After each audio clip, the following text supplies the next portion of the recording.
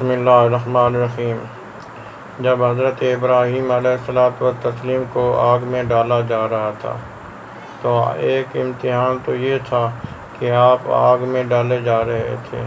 دوسرا امتحان آپ کا اس وقت شروع ہوا جب حضرت جبریل علیہ السلام تشریف لائے اور کہنے لگے، اے حضرت ابراہیم علیہ السلام، اگر تم چاہو تو میں اس آگ کو بجھا دوں۔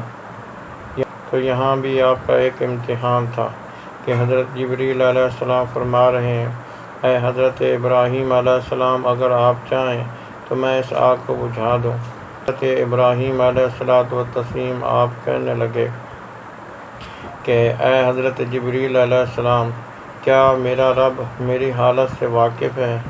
فرمایا، ہاں، آپ کا رب آپ کی حالت کو جانتا ہے۔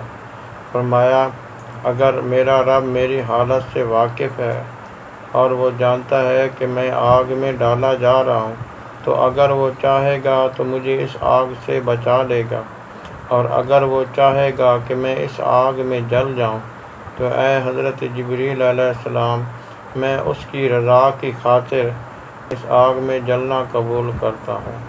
تو یہاں ایک بہت بڑا انسان کے لیے پیغام ہے کہ اے انسان، تو اپنے رب کی رضا پہ راضی ہو جا، وہ جس حالت میں بھی رکھے، شکر الحمدللہ۔